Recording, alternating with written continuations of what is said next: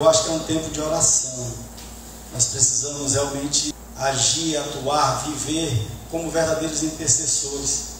Mas antes de falar sobre isso, o Rai cantou aqui uma música que fala muito ao meu coração, Unidade e Diversidade, porque tem muito a ver com a igreja do primeiro século, aliás, tem tudo a ver com essa história linda narrada no livro de Atos, com ênfase no capítulo 2, no capítulo 4. Essa música é de um grande amigo, de um amigo muito querido, que Deus já levou, pastor Jorge Heder, com quem eu tive o privilégio, a alegria de poder compartilhar a vida durante um tempo, ser humano de vida muito bonita, a família que a gente ama, e ele compôs essa música. Eu acho que são aquelas êxtases literárias que vêm assim do Espírito Santo para a vida da gente. E no livro de Atos, no capítulo 2, no finalzinho do capítulo, eu acho que a partir do versículo 42 até o 47, se eu não me engano, a palavra diz: e eles perseveravam na doutrina dos apóstolos, na comunhão, no partir do pão, nas orações. Quando a gente vai para o capítulo 4, lá no finalzinho também, a palavra diz que eles tinham tudo em comum, e que eles tinham admiração de todos, e que a igreja do Senhor crescia.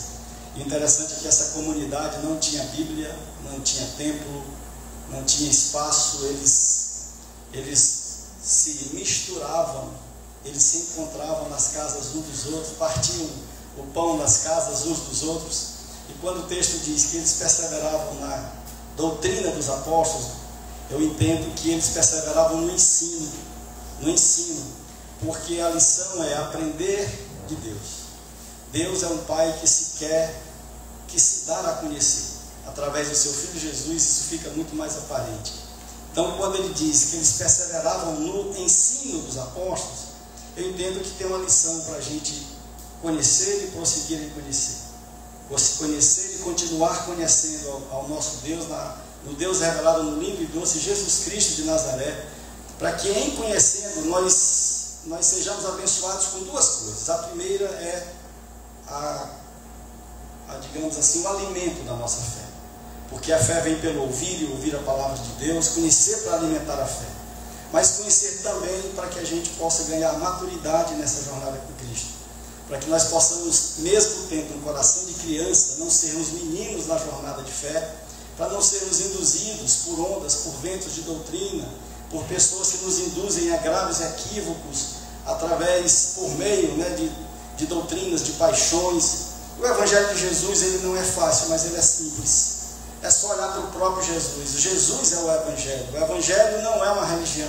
O Evangelho é o próprio Jesus. Então, conhecer esse Jesus profundamente, porque quanto mais a gente conhece, mais a gente alimenta a nossa fé, e a nossa jornada com o lindo e doce Jesus fica mais genuína. Mas eles perseveravam também na comunhão. Meus irmãos, minhas irmãs, comunhão é o propósito eterno para o qual Deus nos criou. Deus nos criou para isso, para vivermos uns com os outros, uns para os outros e uns pelos outros. E eu costumo dizer que Deus não criou a nossa individualidade, Deus não criou o indivíduo. Quando a Bíblia diz lá no Gênesis que Deus criou homem e mulher os criou, ali o texto está nos ensinando que Deus criou a ser humanidade, Deus criou o ser humano, a pessoa humana, a relação humana, eu e você, para vivermos essa relação de tal forma que a vida transcorra, aconteça, se fortaleça e abençoe na nossa relação. Só há um jeito de nós revelarmos o nosso Pai Celestial que está nos céus, através da nossa relação, da nossa comunhão, vivendo as virtudes dele. Não tem outro jeito. Na nossa singularidade, na nossa individualidade, no nosso mundo próprio, todo próprio pessoal, nós jamais conseguiremos revelar quem Deus é. Porque Deus é Pai, Deus é o Criador de todas as coisas, mas Deus é Espírito, como diz a palavra, Ele não pode ser visto. Qual é o jeito de Deus ser visto e conhecido? Através dos seus filhos, eu e você. E só tem um jeito disso acontecer: na relação, na comunhão. É por isso que quando Deus nos criou no seu coração desde a eternidade, antes de criar todas as coisas, como Paulo nos ensina na linda carta aos Efésios, Ele nos criou como filhos. E a palavra diz, filhos adotados. E ainda diz assim, santos e irrepreensíveis. Mas não é perfeito. São filhos pecadores que estão nesse processo de transformação de glória em glória à imagem do nosso Pai, a partir do Filho pleno e perfeito Cristo Jesus. É a gente aprendendo e cada vez mais se parecendo, aprendendo e se parecendo, buscando esse assemelhamento. Tem algum empenho, é verdade, tem algum empenho, mas é uma decisão tão linda, que preenche todos os espaços da nossa interioridade, que nos encanta.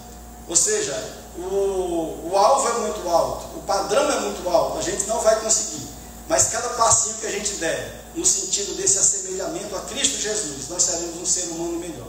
Nós ocuparemos os espaços e os ambientes da vida, perfumando esses ambientes. A gente vai chegar num ambiente e Jesus vai chegar junto, porque nós estamos buscando esse assemelhamento na condição de filhos, olhando para o Filho pleno e perfeito Cristo Jesus, até que todos cheguemos, Efésios 4, até que todos cheguemos à plenitude do Filho pleno e perfeito Cristo Jesus, para que nós possamos viver essa relação uns com os outros, revelando o nosso Pai Celestial. E eles perseveravam também no partir do pão. O partir do pão é a centralidade do ensino, do Evangelho e da vida de Jesus. É na mesa que a gente aprende a ser grato a Deus e graciosos uns com os outros. É na mesa que a gente aprende que o sentido da vida é compartilhar a nossa vida uns com os outros. É na mesa que a gente entende que a gente não senta à mesa pela fome, que a gente senta à mesa pela comunhão, pela relação, pelas vidas misturadas e compartilhadas. Não é, meus amigos e minhas amigas, meus irmãos e minhas irmãs, nós não estamos falando de uma divindade mal resolvida, preocupada em ser reconhecida no seu poder. Não, nós estamos falando de um Pai absolutamente amoroso com seus filhos, que quer se dar a conhecer, sabe que só tem um jeito disso acontecer, é seus filhos vivendo nas relações, na comunhão, as suas virtudes, para que todos vejam e para que esse testemunho se transforme em vida e atraia as pessoas para essa verdade linda que é a vida e o Evangelho de Jesus. Mas eles também perseveravam por fim nas orações. E é sobre a oração que eu gostaria de conversar com os meus irmãos hoje, em função desse tempo muito difícil que a gente vive. Se você quiser abrir a sua Bíblia no Evangelho de Mateus, no capítulo 6, a partir do versículo 5, uma pérola, esse texto lindo que está dentro dessa peça extraordinária que nós chamamos de Sermão do Monte, que Mateus nos ensina de uma forma tão linda sobre oração. Mateus 6, a partir do versículo 5, nós vamos aí até o 15, e diz assim o texto: e quando vocês orarem, não sejam como hipócritas, porque eles gostam de ficar orando em pé nas sinagogas e nas esquinas, a fim de serem vistos pelos outros. E eu lhes asseguro que eles já receberam a sua plena recompensa. Isso é Jesus falando. Mas quando você orar, vá para o seu quarto, feche a sua porta e ore ao seu Pai que está em secreto. E então o seu Pai, que o vê em secreto, o recompensará. E quando orarem, não fiquem sempre repetindo a mesma coisa, como fazem os pagãos, porque eles pensam que por muito falarem serão ouvidos. Não sejam iguais a eles, porque o seu Pai sabe o que vocês precisam, mesmo antes de vocês pedirem. Então, quando vocês forem orar, diz Jesus, ensina Jesus, orem assim: Pai nosso que estás nos céus, santificado seja o teu nome, venha o teu reino, seja feita a tua vontade, assim na terra como no céu. Dá-nos hoje o nosso pão de cada dia, perdoa as nossas dívidas, assim como perdoamos aos nossos devedores, e não nos deixes cair em tentação, mas livra-nos do mal, porque teu é o reino, o poder e a glória para sempre. Pois se perdoarem as ofensas uns dos outros, o Pai Celestial também lhes perdoará. Mas se não perdoarem uns aos outros, o Pai Celestial não lhes perdoará as ofensas. Meu irmão, a oração é uma prática incessante de quem ama a Deus e de quem ama as pessoas.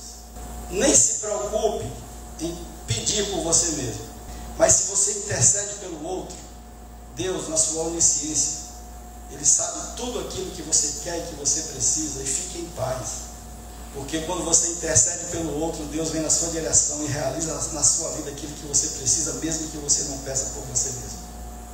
Uma relação de intimidade, de amizade de um filho com o pai. Então a oração é esse ato da gente estabelecer essa relação com Deus de intimidade, mas também da gente interceder pelos nossos irmãos como uma demonstração de quem ama a Deus através do amor aos nossos irmãos. Porque se eu digo que eu amo a Deus, mas eu não amo meu irmão, então eu estou mentindo. Porque o amor de Deus se manifesta no amor que nós temos uns pelos outros. Só é verdade a frase eu amo a Deus se na minha vida for verdadeira a prática de que eu amo meu irmão. Porque senão a Bíblia diz que a gente ainda está em trevas. E tem um teólogo que eu gosto muito dele, ele se chama Henry Nouwen. Ele é um europeu que passou muito tempo aqui no Peru, homem de uma vida tão linda e que trouxe uma pedagogia tão linda para a relação e para a pedagogia da oração, que ele diz que orar é a gente se abandonar, é a gente se largar, é a gente, por exemplo, se permitir a uma relação plena, intensa, total com o nosso Deus, com o nosso Pai. E ele diz que a gente pode orar de todas as formas, gemendo, chorando, até mesmo balbuciando algumas palavras. Mas na verdade, o que ele quer nos dizer é que a nossa oração pode ser também a oração do silêncio, a oração de corações conectados, do filho para o Pai, coração do filho conectado ao coração do nosso Pai. E eu acho isso muito belo, porque se está doendo muito, meu irmão, minha irmã, e se você chorar, Deus vai entender a sua oração, o seu choro como oração. Se você gemer, Deus vai entender o seu gemido como oração. Porque nós não precisamos de palavras bonitas para nos relacionarmos com o nosso Pai, basta a gente se relacionar, até no silêncio. Ou seja, é a oração de corações conectados no silêncio. Nós podemos orar até balbuciando algumas palavras, como diz Henry Nouwen, né? Porque a oração é o exercício de um filho conversando com seu pai. E é sobre isso que eu queria falar um pouco mais. A oração de todos nós que assumimos o propósito de sermos esses filhos, para refletirmos as virtudes de Cristo, é essa oração que intercede uns pelos outros, porque o mais importante é o que sai do nosso coração direto para o coração do nosso Pai. Isso é que é o importante. E aqui no verso 5, gente, no verso 5 que ele diz: e quando vocês orarem, não sejam como os hipócritas. O próprio texto diz que aqueles que oram para aparecer, ou para manifestar poder, ou para manifestar controle sobre a vida das pessoas, eles já receberam a sua recompensa, que é aquilo ali que ele busca mesmo. Mas na verdade a vida de oração é para a gente significar a nossa relação com Deus, para desenvolver a nossa amizade e a nossa intimidade com o nosso Pai, e para fortalecer a nossa relação na comunhão uns com os outros. Este é o sentido da oração. Mas quando você orar, vá para o seu quarto, feche a sua porta e ore ao seu Pai que está em secreto. E então seu Pai que está em secreto o recompensará. Entrar no secreto é você entrar na sua interioridade, no espaço bagunçado da sua alma. E é isso mesmo. E eu vou um pouquinho além e digo: o quarto é nosso. Porque o texto diz: entra no teu quarto. Mas eu imagino que nós entramos no nosso quarto na casa do Pai. Porque o ato de entrar no nosso secreto, nós entramos pela convicção e pela certeza de que o nosso Pai já está lá. E outra coisa, Ele já está falando. Cabe nos ouvir. É a gente se perceber ouvindo. Orar é a gente escutar aquilo que o nosso Pai já está falando com a gente o tempo todo. E para quê? Para nós percebermos a vontade de Deus para a nossa vida, para que nós possamos viver por esse referencial. A oração nada mais, nada menos é do que um instrumento que nós temos dado pelo nosso próprio Deus, que é um privilégio, que é uma bênção, que é graça, que é dádiva, para que nós possamos desenvolver a nossa amizade e a nossa intimidade. E o Evangelho de Jesus é meio que contramão a tudo isso.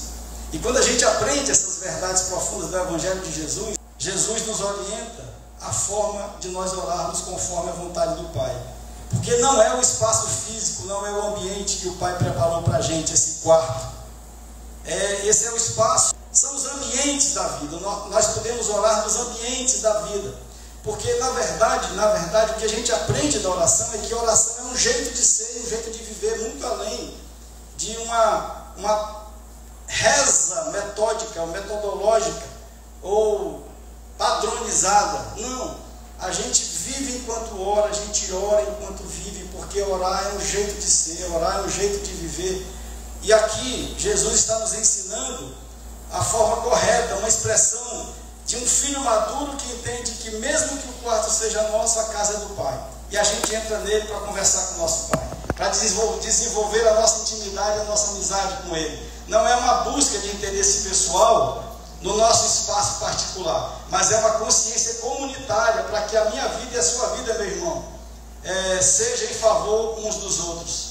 Porque a nossa particularidade está em favor da nossa relação, está em favor da nossa vida comunitária. A nossa singularidade precisa estar em favor da nossa comunhão, das nossas relações uns com os outros. E no verso 9, porque diz assim: orem assim, Pai nosso que estás nos céus. Meu irmão, minha irmã, Jesus nos ensinou muitas maravilhas. Jesus nos ensinou coisas extraordinárias, que é suficiente para uma vida genuína. Mas dentre as coisas extraordinárias que Jesus nos ensinou, talvez a mais extraordinária para mim é que Deus é Pai. É um Pai se dando a conhecer. É um Pai querendo ser conhecido através dos seus filhos. Porque Deus tem atributos, é verdade. Deus é todo poderoso, ninguém tem dúvida disso. Deus é todo presente, ninguém tem dúvida disso. Deus é todo ciente. Mas não é nos seus atributos que Deus quer ser reconhecido. Deus não tem essa necessidade. Não é um Deus mal resolvido. É Deus, Deus é Deus, todo poderoso, todo ciente, todo presente.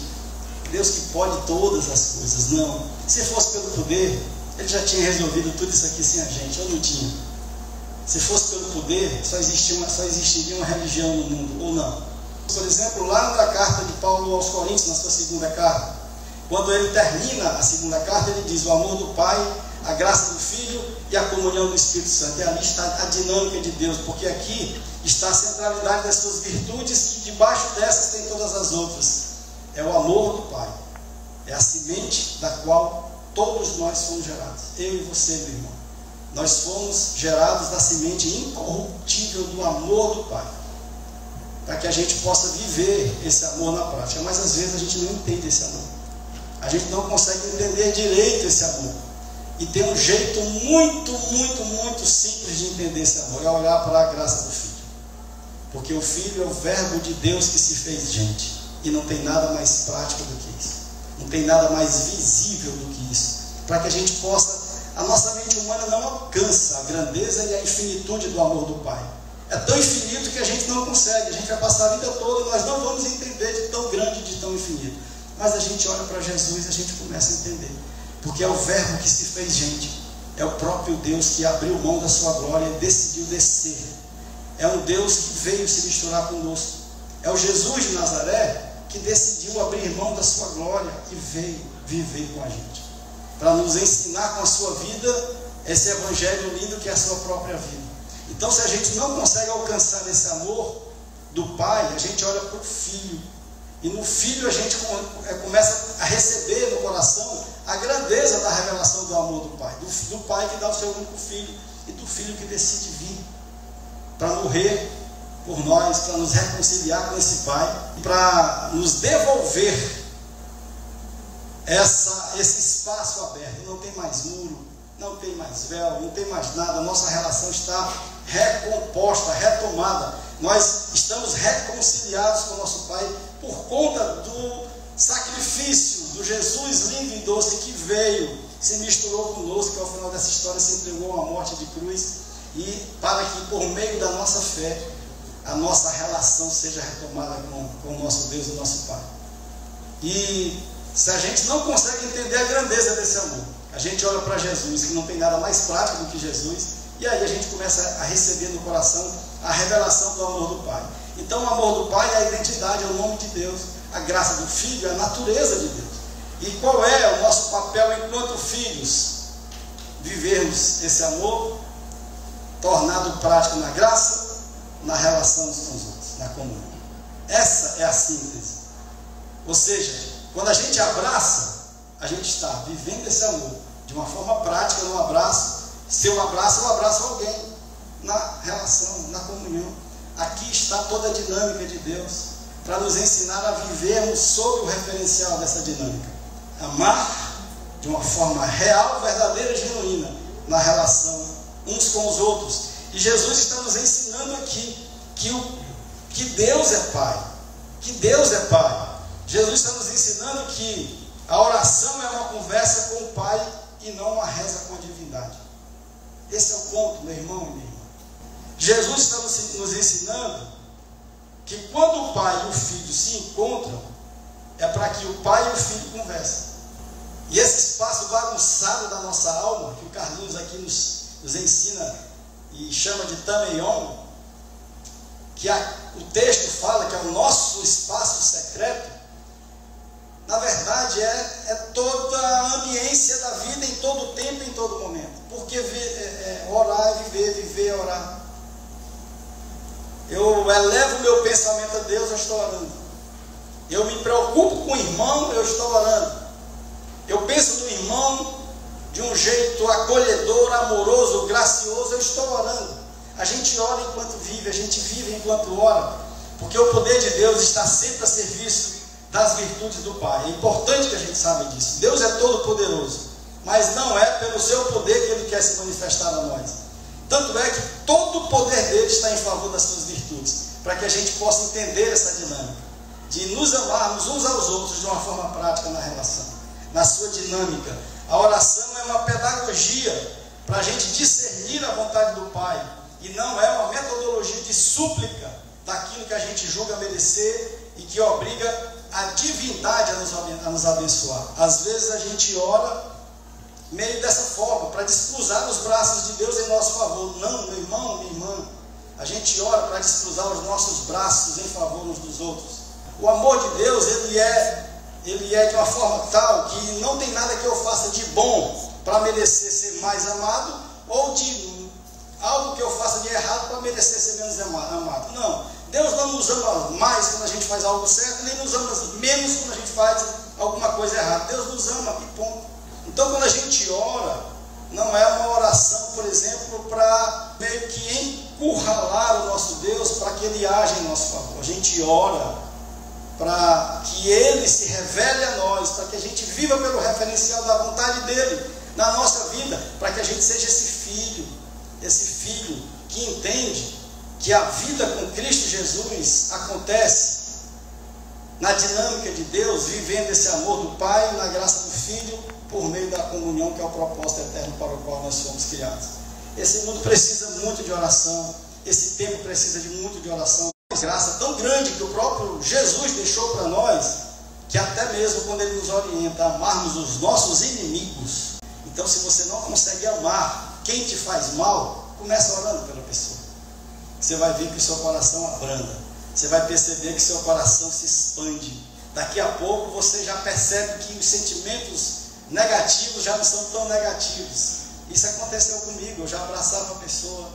Daqui a pouco eu já orava, já abraçava. E daqui a pouco eu já estava fazendo favores para a pessoa. Eu falei, Jesus, muito obrigado por essa lição. Que a gente naturalmente não entende que é possível, mas o Senhor não pediria nada a nós, não nos ensinaria nada que não fosse possível. Então a oração é tão extraordinária, é um instrumento que Deus nos dá tão maravilhoso de desenvolvimento da nossa intimidade com o nosso Pai, que até mesmo as nossas relações mais difíceis são abrandadas quando a gente ora. E a gente ora pela pessoa que nos faz esse mal. Oração. Deus sabe todas as coisas, e o nosso papel, meu irmão e minha irmã, é nós entrarmos nessa conversa que Ele já está tendo com a gente, para nós discernirmos a vontade do nosso Pai, e para que a gente possa viver por esse referencial. E já partindo aqui com a conclusão desse Evangelho de Mateus, aqui 6, do 5 ao 15, Jesus nos ensina, nos apresenta uma visão profunda sobre a oração. Essa oração do Pai Nosso não é só algumas palavras que a gente vai repetindo, mas é um guia para a gente viver. A oração do Pai Nosso, meu irmão e minha irmã, não é uma prece, não é uma súplica, são lições profundas para a vida. E aqui, rapidamente, quando ele diz Pai Nosso que estás nos céus, esse Pai Nosso que estás nos céus, aqui nós estamos declarando a nossa dependência ativa em Deus. nós estamos dizendo que dependemos alegre e ativamente de Deus. Não se trata de um Deus tentando ser reconhecido no seu poder, mas de um Pai pleno de amor pelos seus filhos, se manifestando aos seus filhos. Pai nosso, o Pai é nosso. Quando diz Pai nosso, é para a gente entender que na nossa individualidade não tem nada, não é eu, somos nós. Tanto é que o Pai é nosso, o Pai não é meu, o Pai é nosso. Quando diz santificado seja o teu nome, nós estamos aqui nos comprometendo a viver de uma maneira que a nossa vida glorifique a Deus. A música é um instrumento pelo qual nós adoramos a Deus. Mas a principal adoração, meu irmão e minha irmã, é a nossa vida glorificando a Deus. Quando alguém diz assim, cara, eu glorifico a Deus pela sua vida, Rai. Muito obrigado, Senhor, pela vida do Rai, né, que nos inspira, que nos encanta, que está lá no Bom Samaritano ajudando aquele povo. Quando eu digo isso para alguém, o Rai é um adorador. Quando a nossa vida é instrumento de adoração a Deus, nós somos adoradores. Então, quando a palavra diz, santificado seja o teu nome, é para que a nossa vida não se corrompa, para que a nossa vida seja um instrumento de adoração a Deus. Ou seja, filhos vivendo as virtudes do Pai, para que o Pai seja visto, para que o Pai seja conhecido e especialmente para que o Pai seja glorificado. Venha a nós o teu reino. Venha a nós o teu reino. Isso implica, meu irmão e minha irmã, vivermos como esses filhos, movidos pelas virtudes do nosso Pai para ocupar essa ambiência, esse espaço não geográfico. O reino de Deus é esse espaço não geográfico. É uma ambiência permeada das virtudes do nosso Pai. O reino de Deus é o espaço onde o amor, a graça do nosso Pai se manifesta. Não é uma geografia, é um jeito de viver, é um jeito de ser. E a nossa vida deve revelar, meu irmão e minha irmã, de tal forma que o reino de Deus está presente na história da humanidade. E que o Rei está presente entre nós. E especialmente que o Rei está presente em nós por meio do seu Santo Espírito. Venha a nós o vosso reino, nós habitarmos esse espaço como filhos, que transformam a geografia numa ambiência permeada das virtudes do nosso Pai, do amor, da graça, vivendo tudo isso nas nossas relações, para que Deus seja visto em nós. Venha o teu reino, o pão nosso de cada dia nos dai hoje. Isso nos ensina, meu irmão e minha irmã, a viver com gratidão e contentamento, sabendo que o nosso Deus é provedor. E lembrando que assim como o Pai é nosso, o pão é nosso. E o pão é dádiva, o pão é graça. Quando na mesa, na ceia do Senhor, ele pega o pão e parte, antes disso ele pega o pão e dá graça, dizendo para nós aqui, para mim e para você, que o pão não é suor, que o pão não é esforço, que o pão é graça, é dádiva de Deus, e que ele não é meu, ele é nosso. Também nos ensinando que nós somos um pedaço de pão repartido em favor uns dos outros. O pão nosso de cada dia, o Pai é nosso, o pão é nosso. E Deus nos provém, meu irmão, fique em paz, fica em paz. Eu já vivi muitas agruras na minha vida há muito tempo atrás, e quando eu descobri que eu posso me derramar, que eu posso me entregar nos braços de um Deus que nos promete estar conosco em todo o tempo, a gente vai administrando as ansiedades da vida, a gente vai administrando os medos, os receios, porque, meu irmão, minha irmã, a antítese de amor não é desamor, a antítese de amor é medo, porque o perfeito amor lança fora todo medo. Quando a gente compreende isso, quando a gente compreende e abraça e se entrega nos braços desse Deus extraordinário, meu Deus, eu aprendi dessa forma e isso me abençoou de uma forma tão impactante. Obrigado, Gabriel. Tão impactante que eu administro os meus anseios, os meus medos com muito mais equilíbrio, né? Porque ele diz assim: olha, você tem dúvida? Olha para as aves dos céus, olha para os lírios do campo, veja como eu cuido das aves dos céus e dos lírios do campo. Eu não vou cuidar de vocês muito mais e melhor do que eu cuido das aves dos céus e dos lírios do campo? Jesus diz: vinde a mim todos os que estão cansados e sobrecarregados, e eu vos aliviarei. Aqui tem uma promessa, aqui tem um convite com promessa: vinde a mim e eu lhes darei descanso, eu vos aliviarei. Promessa. E Jesus nos deixa muito claro para a gente que não tem problema que dure para sempre. O problema acaba. E não tem fardo maior do que a nossa capacidade de levar. A gente, na hora que isso for muito pesado, ele vem e sobrenaturalmente age nas nossas vidas. Ou ele nos carrega nos braços junto, ou ele nos ajuda a carregar. Então a gente olha para as promessas de Jesus e a gente vê o próprio Jesus dizendo: fique em paz, meu filho. Não andeis ansiosos por coisa nenhuma. Administra isso. Fique em paz, fique em paz. E aí, por fim, ele diz: perdoa. A oração nos ensina: perdoa os nossos pecados. Meu irmão, perdão é uma bênção que se manifesta na vida de quem perdoa. Porque o ato de não perdoar é o ato de carregar fardos inadministráveis. E não tem uma lição mais extraordinária e profunda do que a do próprio Jesus. Jesus lá na cruz, pelo seu sangue, ele nos perdoou todos os pecados. Falei isso no domingo passado. Meu irmão, minha irmã, todos os pecados foram perdoados. Não foi 99% dos pecados. Não. Foi a totalidade dos nossos pecados. Deus nos perdoou em Cristo Jesus, lá na cruz do Calvário. Vivemos esse tempo ainda, né, desse tempo que a gente celebra a morte, o sacrifício e a ressurreição de Jesus, lá na cruz, por meio do seu sangue, o cálice da nova aliança. Jesus perdoou todos os nossos pecados. E muito além disso, por meio da nossa fé, a vitória que vence o mundo, a nossa vitória que vence o mundo, a nossa fé, por meio da nossa fé, no sacrifício perfeito de Jesus Cristo. Meu irmão e minha irmã, nós somos muito além de perdoados. Nós somos justificados. Olha que coisa extraordinária. É Deus agora olhando para mim e para você, meu irmão e minha irmã, pelos olhos de Jesus e não vendo mais o nosso pecado. Nós somos tornados justos, que é o que significa a palavra justificado. Tornados justos. A Bíblia diz que não há nenhum bom, não há nenhum justo. O que nos cabe é termos fome e sede de justiça, mas Deus em Cristo Jesus nos justifica por meio da nossa fé no seu sacrifício, nos torna justos diante do Pai. Deus agora olha para mim e para você pelos olhos de Jesus e não vê mais nenhum pecado em nós. Todos os pecados foram perdoados para todas as pessoas. Agora, o problema está na iniquidade da rebeldia.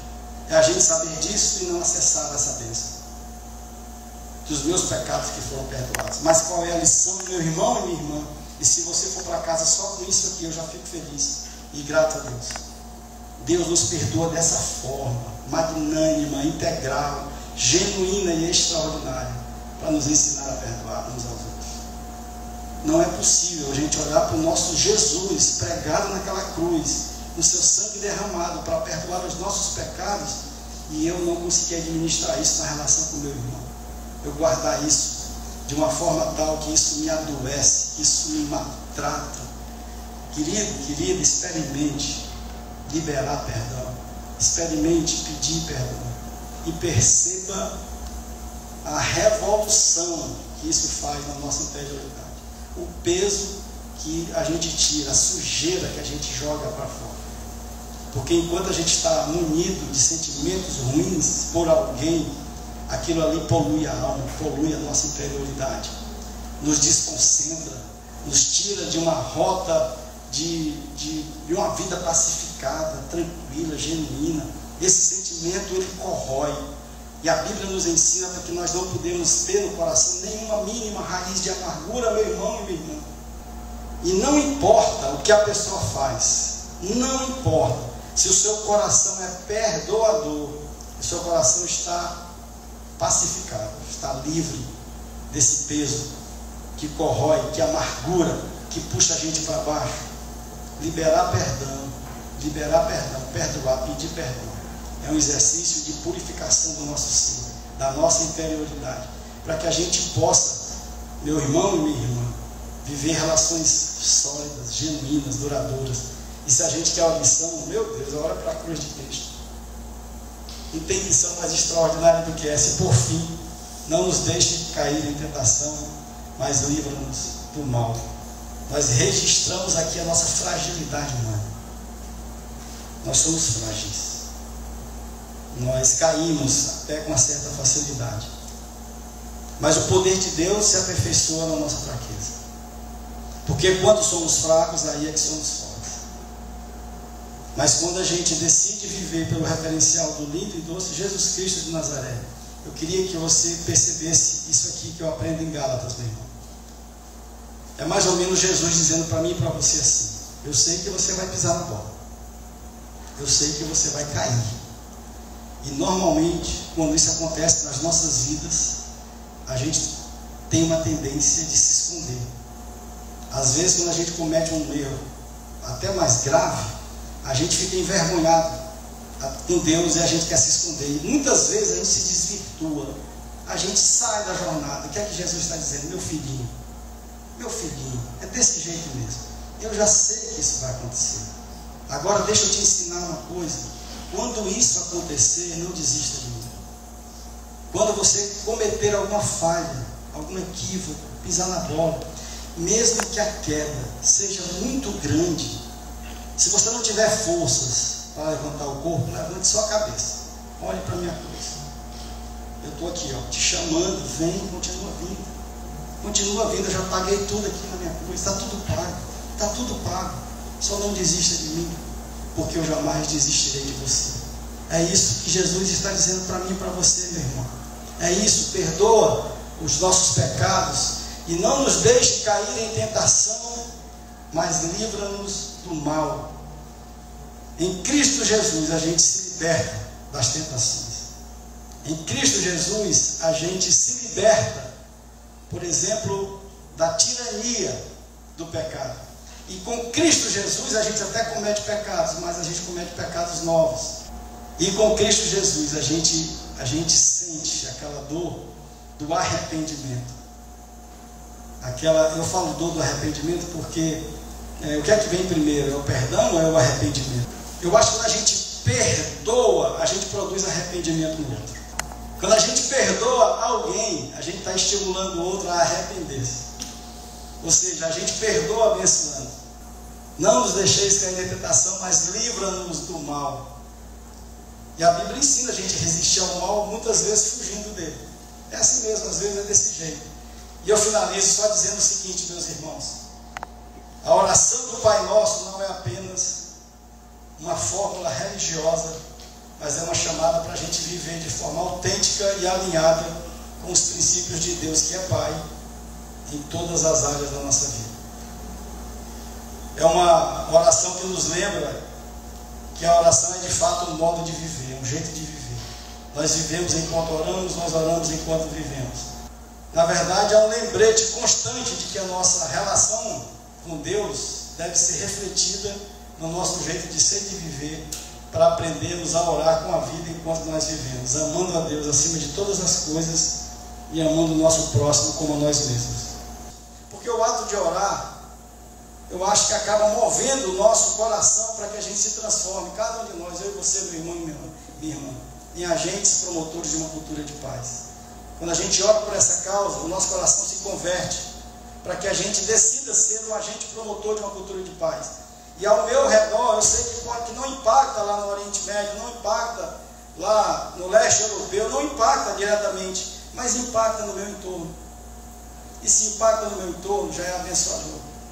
Então, que a gente possa, por meio da oração, por paz, nos inspirarmos a sermos agentes promotores de uma cultura de paz no nosso ambiente.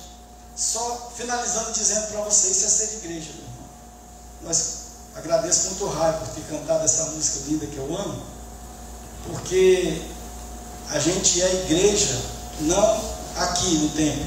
No templo a gente se encontra para nos alimentarmos uns dos outros, mas a gente é igreja lá fora, de dentro para fora. A gente é igreja que alcança os ambientes da vida. E nunca esqueça disso, a igreja vai para os ambientes da vida. A igreja vai para a universidade, a igreja vai para o trabalho, a igreja vai para a escola, a igreja vai para o shopping, a igreja vai para o banco, a igreja vai para o condomínio, a igreja vai para todos os ambientes da vida. Porque nós somos a igreja. E quando a gente ocupa esses ambientes da vida, o que Jesus nos ensina é: ocupe os ambientes da vida sendo um reflexo das minhas virtudes, para que as minhas virtudes sejam um pontinho de luz através da sua vida e impactando esse entorno. Esse é o ponto, meu irmão e minha irmã. Porque quando a gente se transforma num pedacinho, num pontinho de luz, a gente dissipa as trevas ao nosso redor. E o jeito de fazer isso é termos a consciência de que nós fomos criados desde a eternidade para sermos esses filhos, que ocupam os ambientes da vida, perfumando os ambientes da vida, encharcando, batizando os ambientes da vida com as virtudes do nosso Pai, para que aquele ambiente seja um ambiente batizado pela presença de Jesus, para que esse ambiente seja um ambiente clareado pela luz de Jesus, através da minha vida e da sua vida, meu irmão e minha irmã. Porque eu termino dizendo, nós temos um propósito e nós temos uma missão. O propósito, meu irmão e minha irmã, é nós sermos esses filhos que têm a cara do nosso Pai. Esse é o nosso propósito. Se você quiser ver isso de uma forma textual, vai lá em Efésios, no capítulo 1, lê o capítulo 1, que você vai entender que Deus nos criou antes de criar todas as coisas, para sermos esses filhos aqui, que ocupam esses espaços desse ambiente que a gente vive, refletindo e revelando quem Ele é, para que nós possamos ser esses filhos com a cara do nosso Pai. Esse é o nosso propósito. Só tem um jeito da gente ser esses filhos, amando de uma forma prática, graça na relação com os outros. E a missão? A missão foi o próprio Jesus que deu para a gente. A missão, na verdade, nem é nossa. A missão é de Deus através de nós. E a missão Jesus disse de uma forma muito clara, meu irmão, muito clara e inequívoca.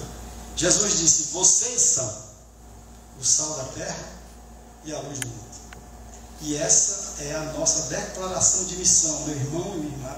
Abrace isso como a sua missão enquanto filhos. Ou seja, o propósito é viver como filho que revela o Pai. E a missão é fazer isso clareando os ambientes e dando sabor à vida. O sal que preserva, o sal que nos impede de nos corrompermos, o sal que é a anticorrupção da vida, o sal que dá sabor à vida, o sal que preserva a vida, o sal que dá encantamento à vida. E a luz que clareia, porque uma fagulha de luz dissipa todas as trevas. E lá no Evangelho de Mateus, no capítulo 16, Jesus diz que as portas do inferno não prevalecerão contra a igreja. E se as portas do inferno não prevalecem contra a igreja, o papel da igreja é invadir essa escuridão com a vida refletindo o nosso Jesus, porque isso é luz. E a gente vai, invade, e quando a gente clareia, muitos veem a verdade que é Cristo Jesus e saem da escuridão e vêm para nós. Esse é o nosso papel. Vivermos nesse mundo que a gente vive, no nosso condomínio, na nossa empresa, no nosso trabalho, na nossa faculdade, na nossa escola, nos ambientes da vida, como esses filhos que revelam o Pai, iluminando e dando sabor à vida. Propósito e missão. Que Deus abençoe, meu irmão. Muito obrigado, Pai. Te glorificamos por esse tempo, te glorificamos, Pai, por esse encontro. Te glorificamos por esse encontro de irmãos, Pai. Te glorificamos, Deus, porque nós tivemos aqui o privilégio, Pai, de ouvir a Tua palavra de uma forma cantada, e agora compartilharmos, repartirmos a Tua palavra, que vem do texto, Senhor Deus, do texto bíblico, que vem da Tua própria vida para a nossa vida. Muito obrigado, Pai. E nós te pedimos, Deus, que o Senhor continue se revelando a nós, que o Senhor continue inspirando a nossa vida, a nossa alma, o nosso ser, que o Senhor nos anime, Senhor Deus, para sermos os filhos que o Senhor criou desde a eternidade para nós sermos aqui. Nós estamos dizendo que queremos, estamos aqui declarando, Senhor Deus, que queremos viver dessa forma, mas somos frágeis, somos falíveis, precisamos de Ti, precisamos da Tua graça, precisamos do Teu poder sobre as nossas vidas, Deus, e nós te pedimos, vem na nossa direção, Paizinho, e transforma os nossos corações, faz do nosso coração um coração parecido com o Teu, Deus, que nós possamos ser, Senhor Deus, filhos genuínos, que Te revelam nessa ambiência tão complexa, tão escura. Abençoa, Paizinho, as pessoas através de nós, usa-nos, ó Deus, para abençoar tantos quantos nós possamos, Paizinho. E nós te pedimos, Deus, vem e age sobrenaturalmente sobre essa humanidade corrompida, Deus, do Teu jeito que a nossa mente humana nem consegue perceber de como pode ser.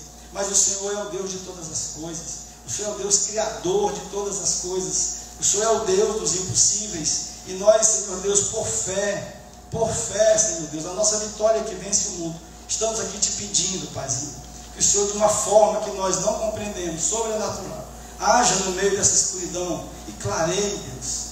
Nós te pedimos porque nós ardemos, Paizinho, de dor no nosso coração pelas vidas ceifadas, Paizinho, pela inconsequência humana. É por isso que nós te pedimos.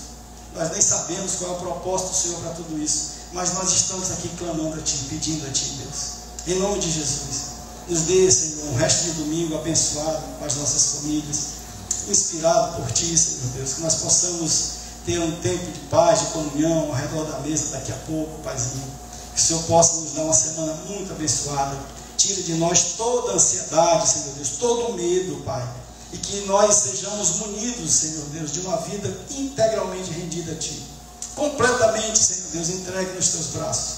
Confia no Senhor. Confiando em Ti, Senhor Deus. Confiando em Ti, em nome de Jesus. E que o amor de Deus, o Pai, que o amor de Deus, o Pai, a semente incorruptível do amor de Deus, o Pai, que é a semente geradora de todos nós. O amor de Deus, o Pai, que é o nome de Deus, que é a identidade de Deus. O amor de Deus, o Pai, de tão infinito que a nossa mente humana não alcança, não compreende completamente. Mas que esse amor de Deus, o Pai, seja também o nosso jeito de ser e de viver, seja o nosso amor. Materializado, tangibilizado na graça do Filho. Que a graça bendita do lindo e doce Jesus, que a natureza de Deus seja também a minha e a sua natureza, meu irmão e minha irmã. E que todo ânimo, toda alegria, todo entusiasmo, toda comunhão, toda consolação do Espírito Santo de Deus, entendendo, Senhor, que a comunhão é o propósito para o qual o Senhor nos criou, que essas bênçãos preciosas da Trindade, do Pai, do Filho e do Espírito Santo estejam com todos nós aqui nesse teatro, Deus, mas esteja com todo o povo de Deus ao redor desse planeta também, Paizinho, hoje, amanhã, depois de amanhã, em todo tempo e em todo lugar, no nome bendito de Jesus. Amém, amém, amém. Glória a Deus, meus irmãos. Bom dia para todos aí. Glória a Deus, glória a Deus.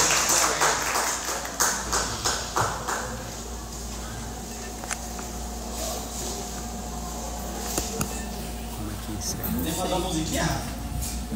Tá desligado aí? Vamos cantar unidade e diversidade? Salvou? Cantar mais um pouco. Não sei salvar não.